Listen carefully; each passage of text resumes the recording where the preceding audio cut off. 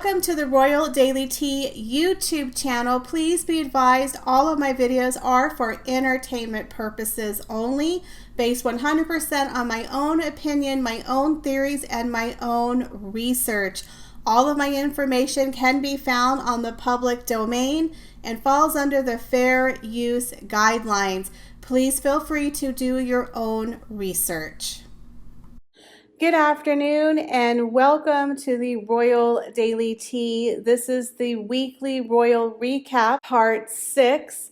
Now this recap is going to go over around 10 days. There has just been so many stories that I haven't been able to keep up with each and every one of the stories.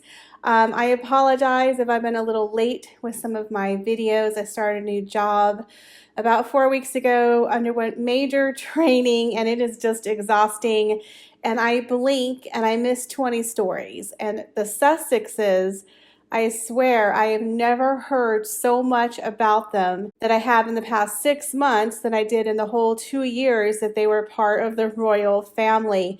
Every time you blink and think you're going to get a break, here comes another story. Now, the very first story, of course, this happened about 10 days ago.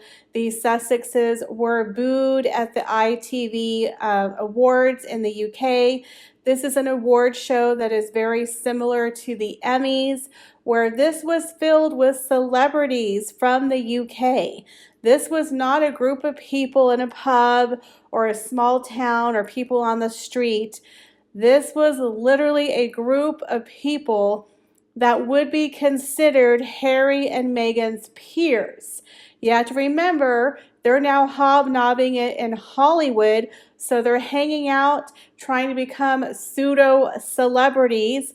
And so the fact that the UK celebrities don't want them and don't like them speaks volumes. This was not just a group of average people. This was their Hollywood elite in the UK were booing the Sussexes. Apparently, during the award show, they played a video clip of the Oprah Winfrey interview, which had these Sussexes on there, talking about the royal family and, of course, their racist claims. Well, when that clip hit the airwaves at the award show, a large amount of loud boos erupted from the crowd. People there were shocked and laughing. Now, of course, the people at home who were watching the award show did not hear the boos. They simply saw the clip that was running on the TV. I believe they played the Oprah Winfrey interview as part of a montage of highlights that happened for 2020. Or maybe 2021, and of course they had the Oprah Winfrey interview on there. To me, that was very shocking because you would think that the celebrities of the UK would be hobnobbing with Harry and Meghan like their friends over in Hollywood. But again, as we've mentioned before, the Sussexes are starting to lose their appeal. They're turning into the toxic duo, and people are starting to separate and distance themselves from the Sussexes. As we've mentioned, Hollywood is fickle, and I'm sure it's the same in the UK. Now, right after they got booed at the ITV Awards, the following week, their show was nominated for an Emmy for a non-fiction interview with the Oprah Winfrey Show. And of course, their show did lose out to Stanley Tucci's award show where he does food tours through Italy. Again, I have to be honest, I was shocked. I really thought Oprah would have won because she's a billionaire and she's a very heavy hitter in Hollywood and has a large amount of weight to pull in Hollywood. Now, in my opinion, after she did this interview, her credibility and popularity has tanked in Hollywood and in the United States. I used to be a huge Oprah Winfrey fan, but to me, she's become so elitist. She's a billionaire. She's kind of out of touch. You know, when they sat there, the three of them, a billionaire interviewing two multi-millionaires and one of them being an ex-prince, crying her a river with his crocodile tears and his poor me. It was like those are the three most out of touch people who live in the world of elitism and have no clue how fortunate the three of them are. It was so tone deaf. That is why so many people, in my opinion, have turned against Oprah and the Sussexes, was because that interview was a perfect example of being tone deaf. We're going through a worldwide pandemic. People are barely getting back to work, and these three uber rich, uber successful, uber blessed individuals are crying a river on national television. A lot of people had no sympathy, including myself. So I feel that was the turning point. The Oprah Winfrey interview was the turning point where the Sussexes have now become an official laughingstock. Like beforehand, when they did Megxit and they left the royal family, people were still very supportive of them. Oh, they just want to earn their own money. They want to come to America. Poor Meghan, she's a victim. You know, the press is so mean to her. She couldn't handle the pressure. So they're going to come to Hollywood and they're going to make their own money. Okay, that's fine. But when they started coming out and becoming the Duke and Duchess of hypocrisy with their camera crews showing up at these charity events, with the fakery, the hypocrisy of flying on private jets. And then when they started coming out with their social activism, showing up on people's Zoom calls, trying to become the face of BLM, telling people who to vote for, telling people how to live their lives, how not, don't hurt the planet, but we're going to live in our huge mansion and take private jets. That's when people started to get sick of them, but it wasn't until the Oprah Winfrey interview that really solidified it for me and for a lot of people. That interview is going to go down in history, in my personal opinion, as one of the most infamous moments on national television. Seriously, that show is going to be infamous. There has been so many parodies.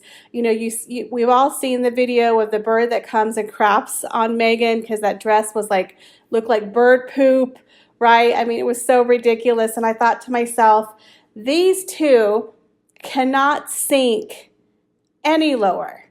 They cannot be more ridiculous than this Oprah Winfrey interview. But I was wrong.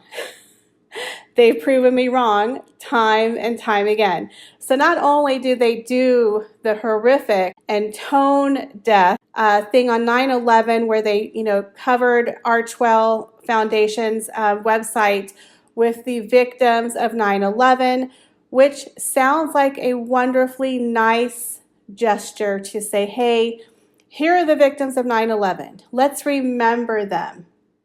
But the fact that many, many people have pointed out that when you go to their website, they take your information and they sell it to a third party, that they were making money off of listing the victims of 9/11. When they gave that speech on, we're speechless, but we're going to write a 200-word essay on Afghanistan and tell people what they need to do and how they need to give their money, because the American people, it's up to you, the average person, to go out and do something.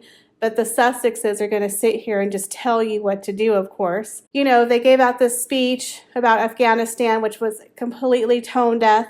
Then they did the shout out to the 9/11 victims on their website. Again, it makes them look like they're such caring and empathetic people. They're just so sympathetic. They're so caring. They're so charitable.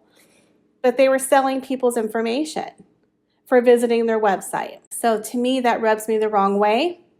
Again, they're trying to become these social activists, but they're so hypocritical and they're so out of touch and they're so tone deaf. They're probably baffled as to why they get so much backlash, because these two live in a bubble. They have no clue of what the real world is like. They have no clue what our reality is like. Harry has never been to Walmart in his entire life. Has Harry ever cleaned a toilet? Maybe in the military, but does he even carry his own bags to the airport? Harry is a prince.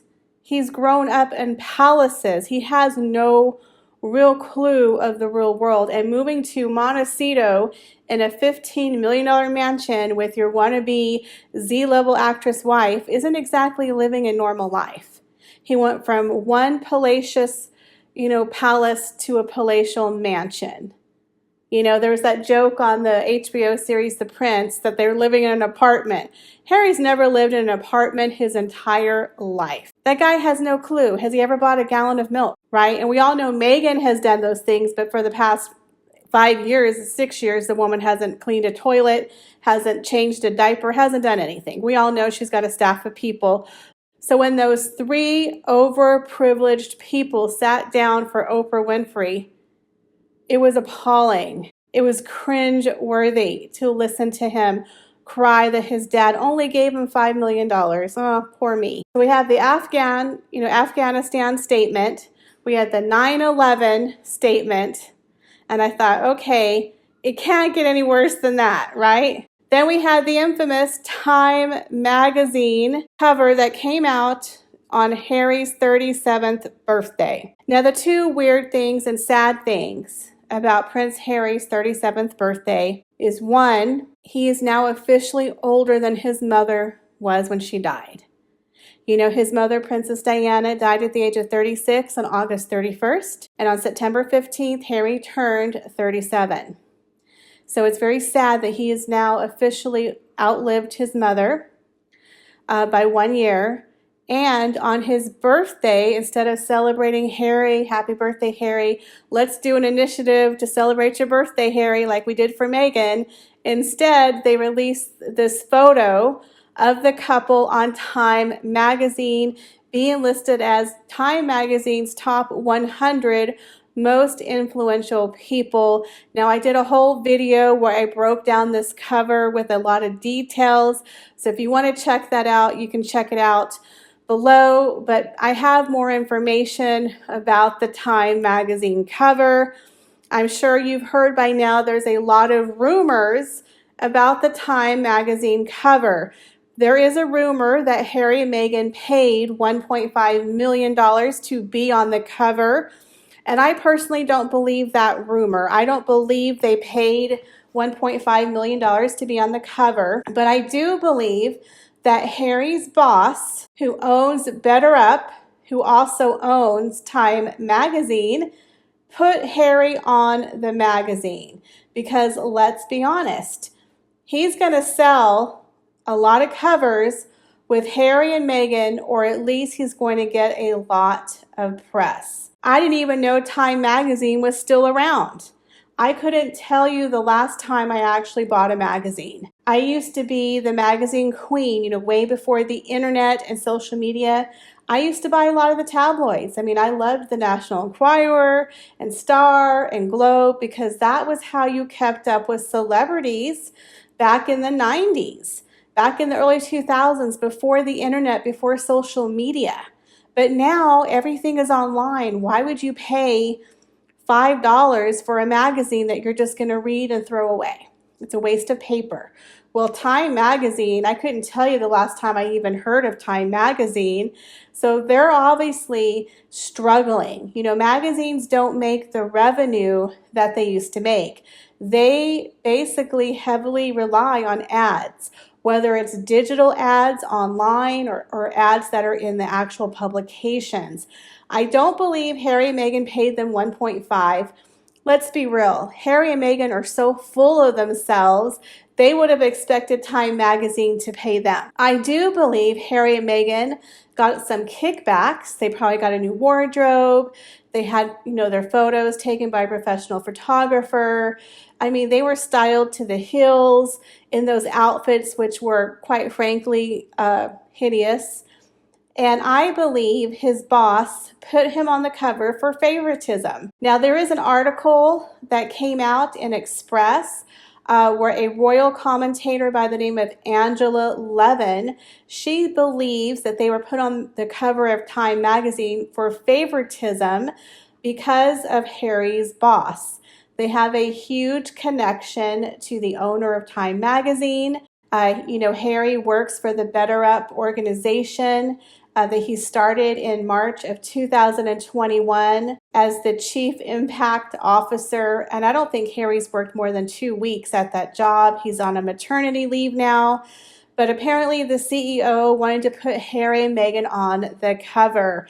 And we all talked about this in my last video. That's a really good strategic move because people are talking about it. Would you have talked about Time magazine if Harry and Meghan were not on the cover?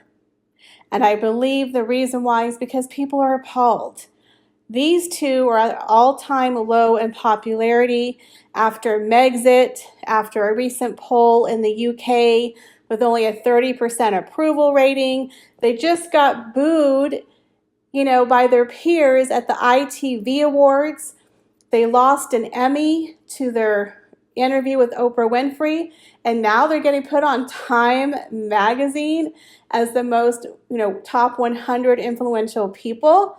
That makes 0 sense. So people were going to be appalled when they saw that magazine. And to top it off, it was the most airbrushed magazine I've ever seen in my entire life. It's like they literally hired Kim Kardashian and Khloe Kardashian's photographer to retouch it. Apparently, the photographer who actually took the photo is said to have been extremely upset because of the amount of retouching that was done to the photo. Now, of course, I don't know if that's true, but that's the rumor, was that he was extremely upset. So the other part that's a big drama going on with that photo shoot is Meghan's pinky ring, which supposedly means that she is supporting women empowerment. Meghan is claiming it is from her jewelry designer who designs a collection of rings that other celebrities wear. And she has been seen on a couple of other photo shoots rocking that huge pinky ring. They were designed by Lorraine Schwartz, who has a line of pinky rings that people can sell. And they're saying that 50% of the proceeds go to women empowerment. However, the pinky ring modeled by Meghan on the Time cover has been valued at around $62,000 and has been connected to a Saudi Arabian prince. When the Sussexes were first married, the prince gifted them several loose diamonds, which Meghan has made into several pieces of jewelry. She was seen back in October of 2018 in Fiji rocking a huge pair of diamond chandelier earrings. And on the Trooping of the Guard, she was seen wearing these huge emerald cut earring studs that match the emerald cut of the ring. So now Harry and Meghan are saying, oh, no, those diamonds, they don't come from that Saudi Arabian prince. No, they come from the stylist. The stylist got us the ring. We don't know anything about it. They're definitely ethically sourced diamonds. They're not gifted from the Saudi Arabian prince. However, in past articles, they actually, in fact, admitted that the diamonds were gifted to them from the Saudi Arabian prince by the name of Mohammed bin Salman.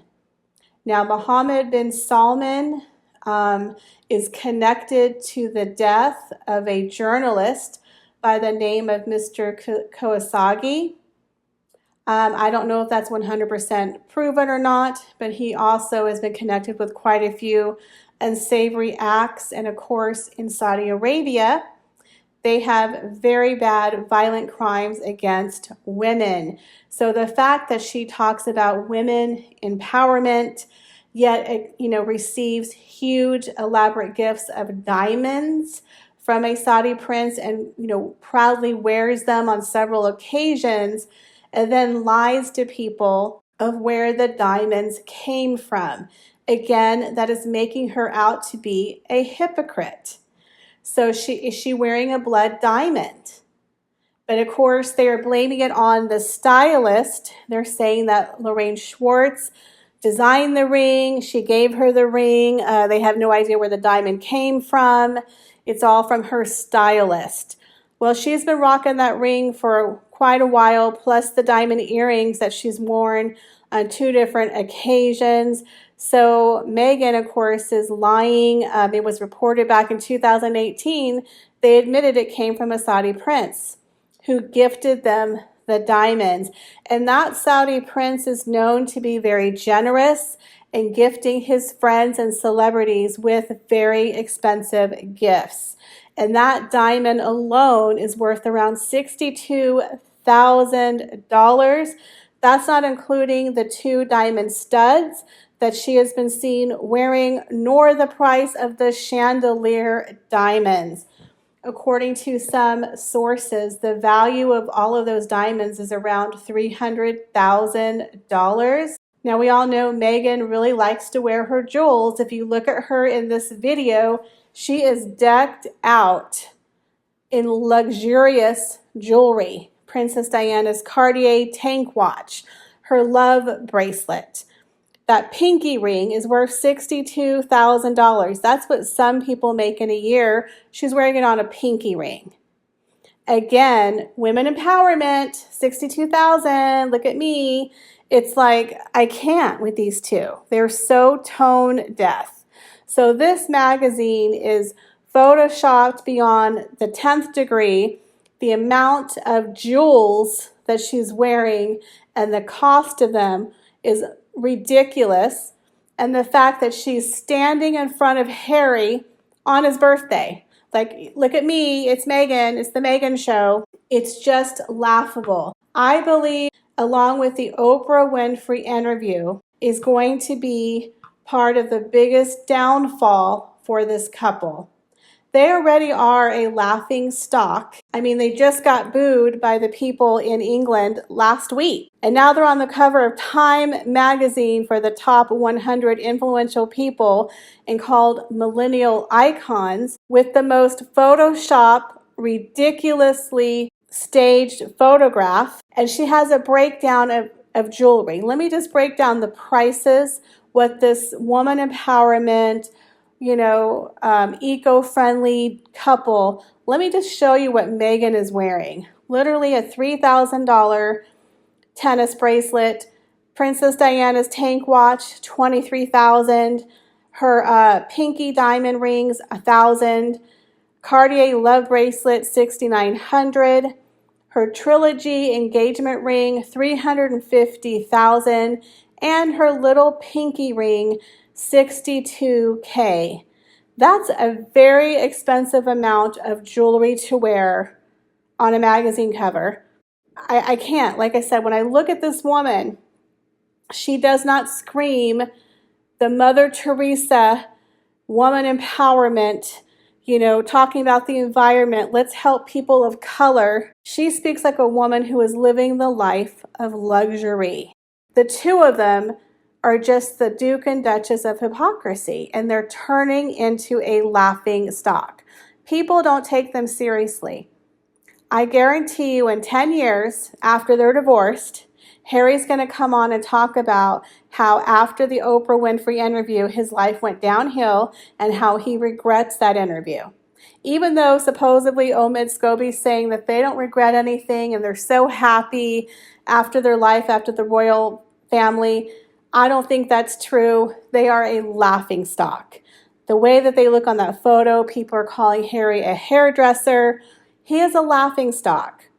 So his friend, who's the CEO of Better Up and who owns Time magazine, can put him on the cover all he wants, but they are a laughing stock. They are a national and international joke. So I really didn't think it could get any worse than the Oprah Winfrey interview. I really didn't. But this Time magazine is literally taking the cake for me. If I was Harry and Meghan, I would disappear for the next 6 months. I really would. They're so overexposed and they're not well liked, they're not popular, and people are ragging on them. Cedric the Entertainer for the Emmy Awards ragged on the Sussexes during one of his opening sequences. Now, I didn't watch the show, but I read about it. He actually ragged on the Sussexes. They are turning into a laughingstock, not only with the American people, with the people of the UK, but now with the celebrities. And those are Harry and Meghan's peers. So besides the Time cover with Harry and Meghan, there's also the royal documentary that the royal family has come together to honor Prince Philip's 100th birthday. That is going to air on September 21st. Now, Harry was a part of the celebration of Philip's life. He is part of the docu-series, but Meghan and Kate will not be a part of it. And of course, Sarah Ferguson will definitely not be a part of it because we all know Prince Philip and Fergie did not get along at all. And in happier news, Princess Beatrice is a mother. She just gave birth to her first child, a daughter born on September 18th, weighing 6 pounds and 2 ounces. Her daughter is the 12th great-grandchild of Her Majesty the Queen and the second grandchild for Sarah and Andrew, the Duke and Duchess of York. She is also 11th in line of succession to the throne. And the last story I'd like to add in is, of course, James Middleton, Kate Middleton's younger brother, recently got married. He got married on September 11th to his longtime girlfriend, Elise. They had a very low-key wedding in France, and a wonderful thing is she actually wore Carol Middleton's wedding gown, which was last worn 41 years ago, June of 1980. It is said during lockdown when James and Elise spent time with the Middletons that she tried on Carol's wedding gown and she absolutely loved it and decided to honor her mother-in-law by making her wedding dress something borrowed. It was a beautiful, simple wedding gown, which I absolutely adore. I love the fact this couple seems so down to earth. And so she wore this wedding gown. Kate and William and his children, they all attended. Of course, they were very understated and there were no photos of the Duke and Duchess at the wedding because they did not want to upstage the bride and the groom, which I think is a very classy thing.